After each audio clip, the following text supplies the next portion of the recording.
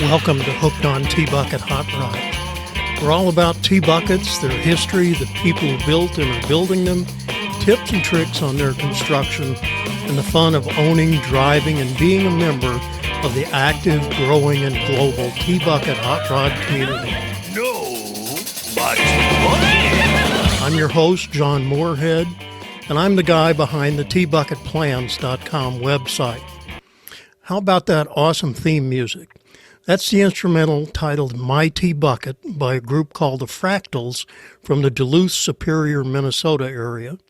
It's downloadable at cdbaby.com, and there's a link to it in the show notes for this episode. No, we don't make anything off of that, but I guarantee it'll be the most fun 99 cents you'll spend. So quick update, the reception to our episode 1 has been fantastic, even though it's just an introduction. Since launching that episode, we've added some information on how to subscribe on our website at tbucketpodcast.com.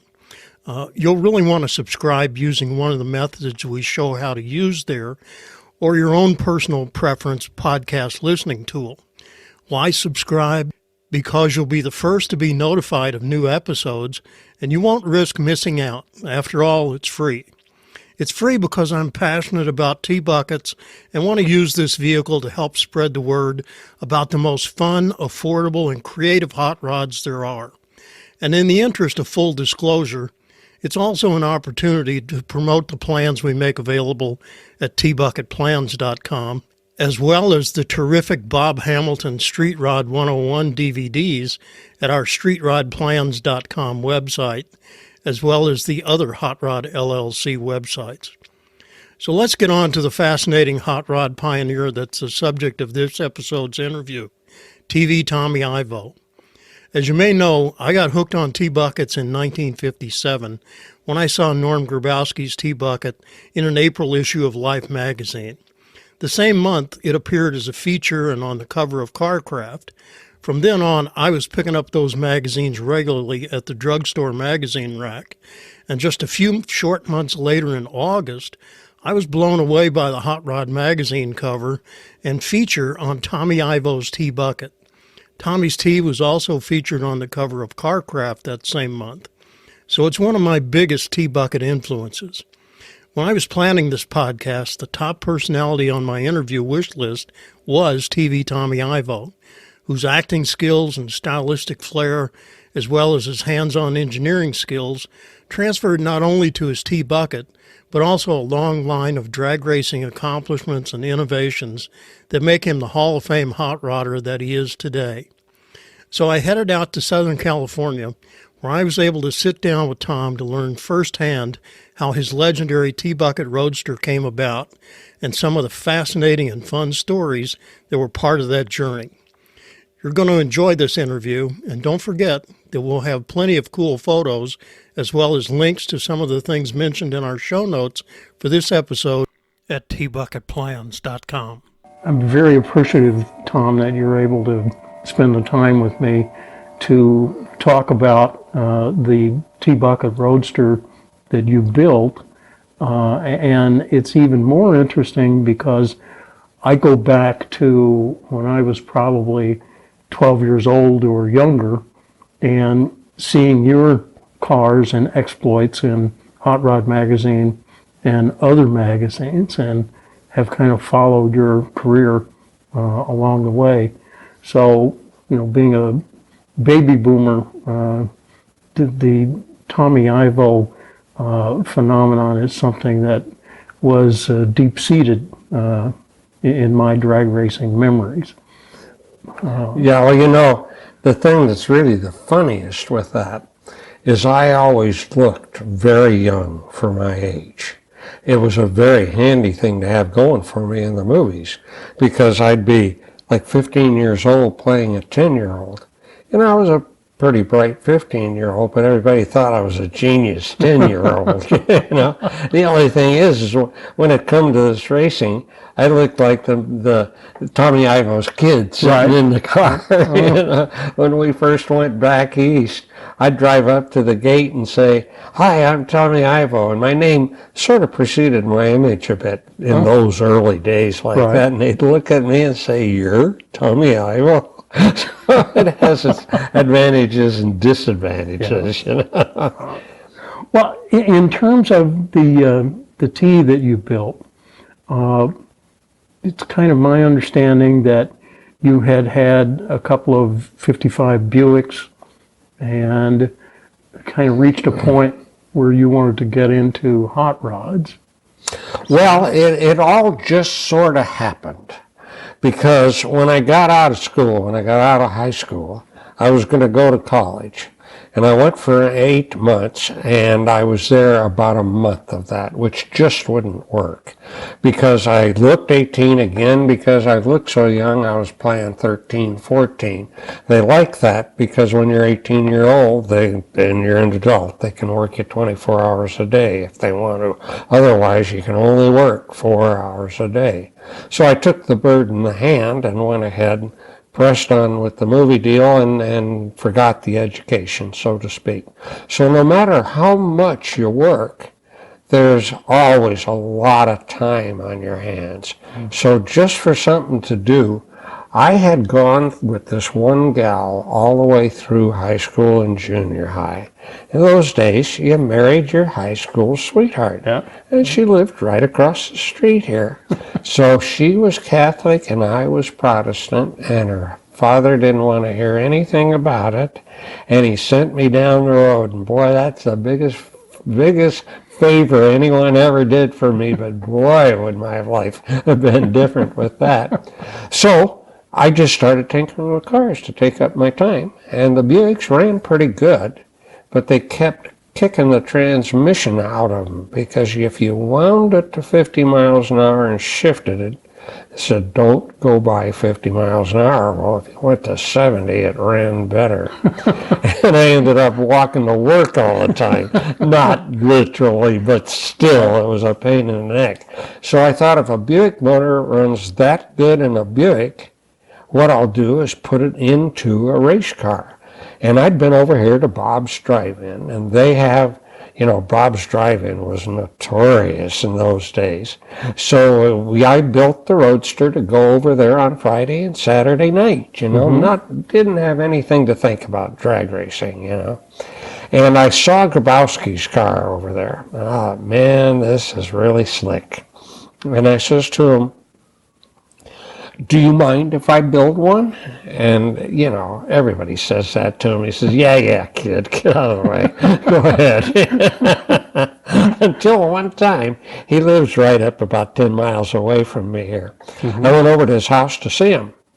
And he'd gone down to the market to get something, and there sat the Roadster in the driveway, And he was a little startled when he came home and saw my feet sticking out from under the car, and I had the tape measure running forth and back all over everything, and went home and built me one.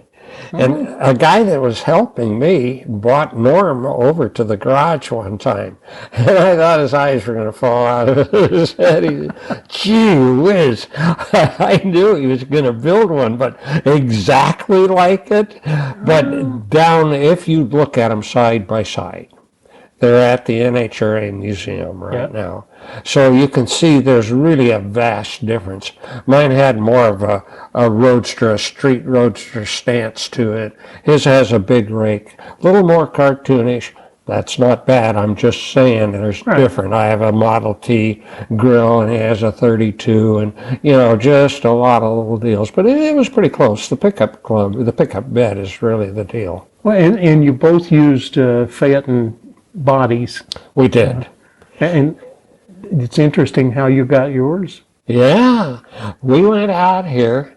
It's about 40 miles out to Palmdale in the desert, where they land the shuttle now, but it was just rattlesnakes and cactus out there at that time. And we were driving around looking for a Model T. And you could do things like that in those days. They were just laying abandoned out there in the desert. Mm-hmm. And this one was pretty close to the road, so I spotted it right away. You know, we were running up and down these dirt roads, and it had a yucca tree growing up through the middle of it. So that's what probably kept it there, you know. So we had to go home and get a pickup truck to carry it in, and a saw came out, cut the tree down, and threw it in the back, and away we went. So it's a genuine, here we go, get it on steel Model T, you know. And basically, I've seen the pictures that it was just parts. Oh, yeah, you know, that was it. yeah. Yeah, no, that was just so much fun in those days. You know, it was the days of mom, apple pie, and the American flag, and you could do things like that.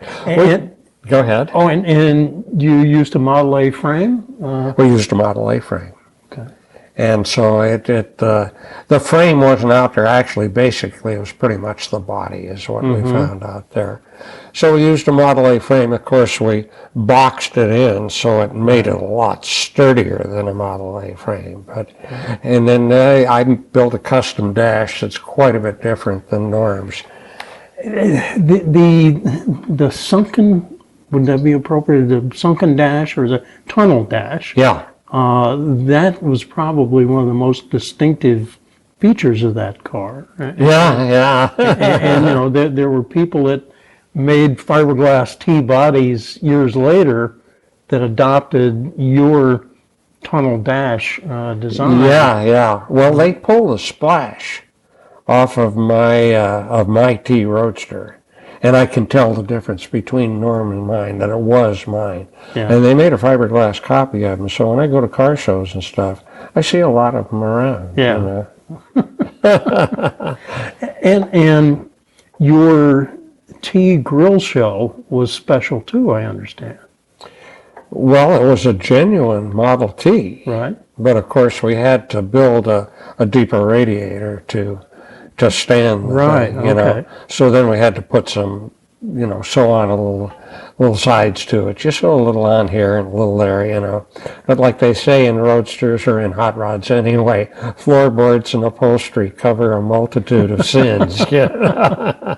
And you also had the 37 Ford tubular axle. Yeah. That's Yeah. what we did.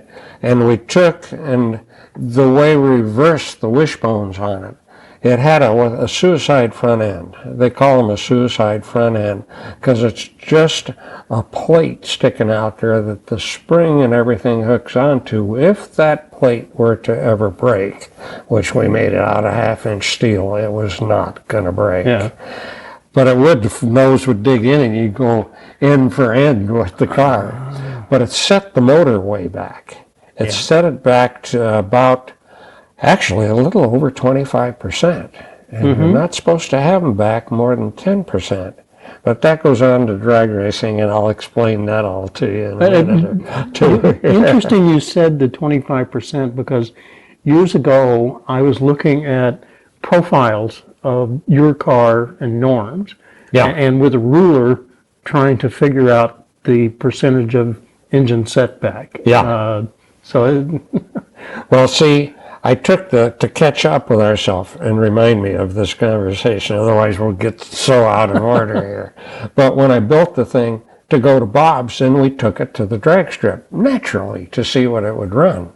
And we killed them. I mean, I set the track record and, and won the class.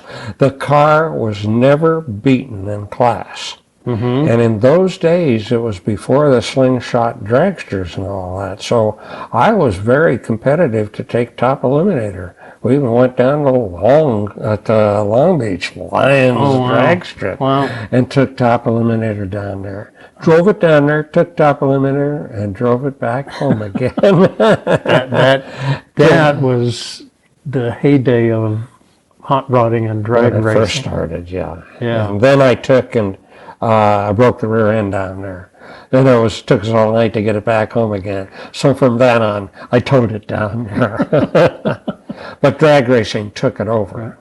And you had to progressively make changes to the T to meet the strip regulations that roll bar?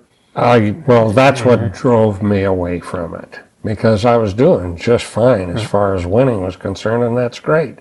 But it was a street roadster, so they had a lot of, the pickup bed had to be 3 feet long to be a Right, pickup right. bed. Mine was 18, so I had to bolt another one onto it. And then you had to have a working windshield. Although I took the windshield off, I didn't want to blow it into my face at Yeah. 100 miles an hour. I had a little hand-operated one, and they kept protesting me because they couldn't beat me. And finally they figured out you're not supposed to be more than a 10% setback. And the way the grill and the suicide front end and the reverse wishbones and everything, it looked like it was all piled up on the front end, but it wasn't. And it was actually a little over a 25% setback, so I couldn't even race what they called competition roadsters. I had to race modified roadsters, which were fuel-burning motors. So that kind of put the kibosh. But you were turning what, like in the 11s and close to 120 miles an hour? Right at that, yeah. I held the record at 119 miles an hour. It's the best it ever ran. Wow. But that was ripping the asphalt off the ground in those days, you know. Well, and I think that was also one of the magic elements of that car was with the setback, you got a much better bite than anybody else did. Oh yeah, that's it. It's all in the plans, you know. I didn't really plan it that way. It's just the way it happened, you know. But they finally, when they had to change the setback, I'd have to change the whole car to do that. So I did. Right. And one thing that I'm kind of curious about was you used one of the LaSalle transmissions. Mm-hmm. How was that? Was it reliable? Did it shift well? Yeah, no, that's why we ran them. Yeah. That was the Cadillac of transmissions and did come out of a Cadillac. Or a LaSalle, you know, they were both exactly the same. Yeah. And it was a 37 that had the 4-shift on the thing. Okay. Then the next step up, they had the side shifts, and that wouldn't work, you know. Right. We had to have our little knob on the top of it, or in Norm's case, his little skull on the top of it. So we'd buy these old 37 Cadillacs. You could do that. And we'd take it down here to the River Road after club meeting, because I belonged to the Road Kings in Burbank here. And we'd go out, run down all the street signs there and everything. We had more fun with that thing. Okay. I guess statute of limitations has me safe now, so I can go ahead and admit it. Because we didn't want the car, we only wanted the transmission. Yeah. Wow. And we went over here to Toluca Lake. They don't have any sidewalks over there. It's an exclusive area. And so we were doing lawn jobs on guys over there. We'd drive across their lawn and do a batch out. And we went running along, and we went through this hedge with the car. Boy, I'm, you know, you got to have a little sin in your life, otherwise it's no fun, you know. And there was a tree on the other side, and that killed the car, and we had to abandon the car, so we lost our transmission. That's amazing. And, you know, the other thing about the T that you built, you know, you're known for perfectionism in terms of appearance on all of your drag racing cars, and it goes back to the T as well, that it was a beautifully done. Well, thank you. Yeah, no, it has, I think, a lot to do with my movie career, because, you know, from when I was 7 till I was 26, we were always entertaining people. That was the big one. We'd do these situation comedies. Yeah. We'd read the script, and then we'd say, well, wouldn't it be funnier if we did it this way?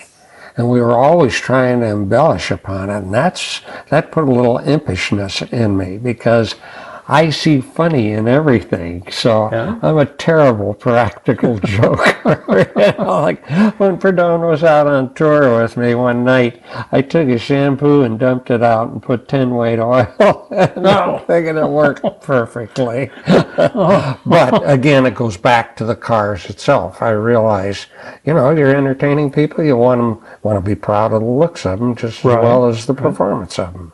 And you even used you had the Buick engine, but you used a Buick color for the T as well? I did. That was before I was looking really hard. I went over here to Valley Customs, which were the big guys in the San Fernando Valley area. They built a lot of nice cars. And I says, what can I put on this thing that'd be different?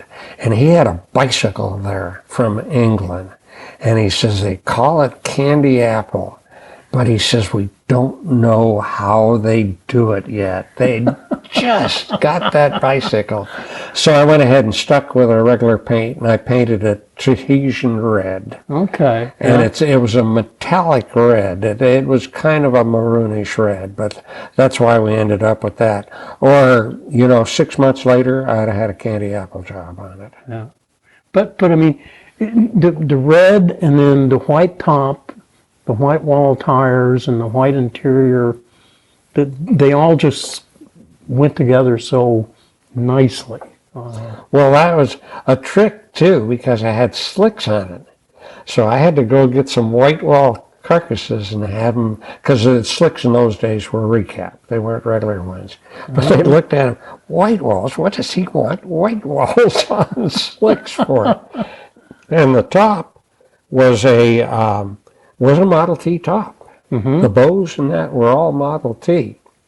And they had so many different windows on the thing. They had an oblong window, a round window, 3 diamonds and what have you.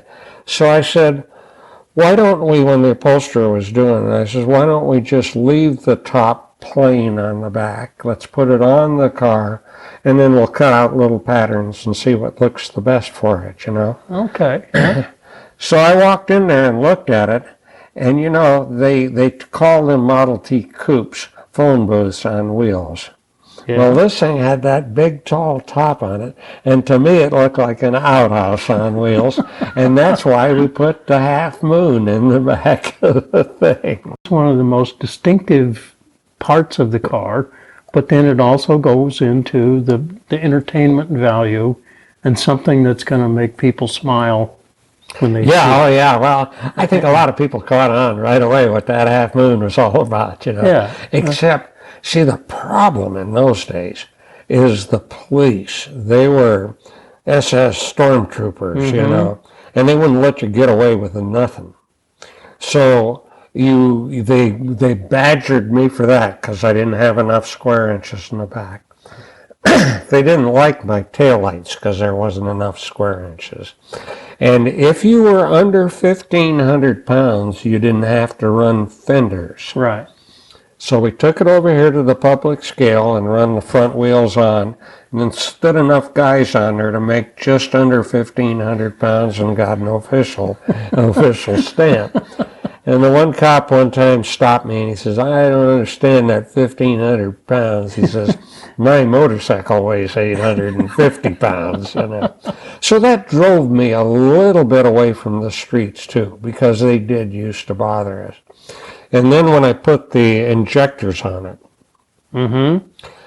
that they're not for street. They're a metered leak. They're not like a carburetor. As long as I had my carburetors, I had first 2 and then I had 6.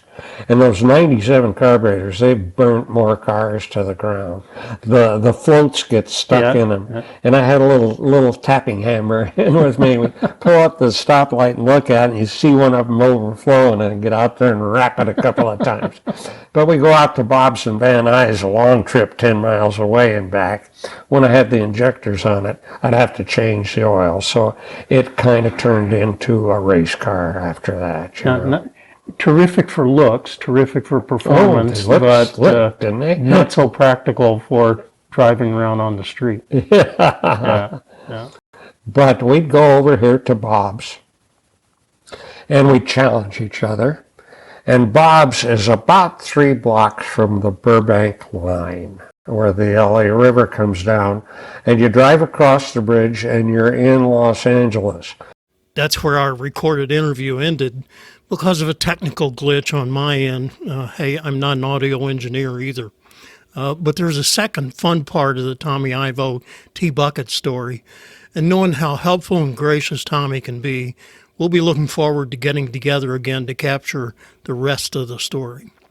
And if you'd like to know more about Tommy Ivo and his legendary accomplishments, be sure to check out his official website at tommyivo.com. And if you're looking for an awesome read on both Tommy and the history of drag racing, I highly recommend the entertaining and informative biography, TV Tommy Ivo, Drag Racing's Master Showman.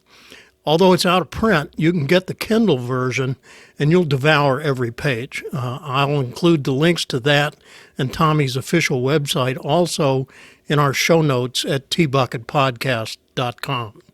That funky intro tune to our podcast is My T-Bucket by the Fractals, a surf rock band from, of all places, the Duluth, Superior, Minnesota area. Every T-Bucket lover will want to add this to their music library, and you can easily download it from the CD Baby music store, and I'll guarantee it's the best 99 cents a T-Bucket fan will ever spend. I'll include links to that in the show notes as well. The single, My T-Bucket, also appears on the Fractals' Death by Fender album.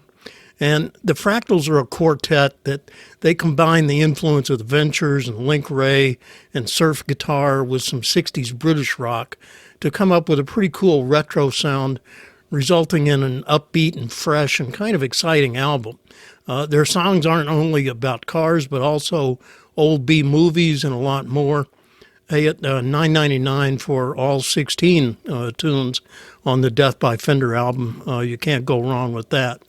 Again, we don't make anything on this. It's just I love their music and am so glad that they granted permission to use their My T-Bucket tune for our theme.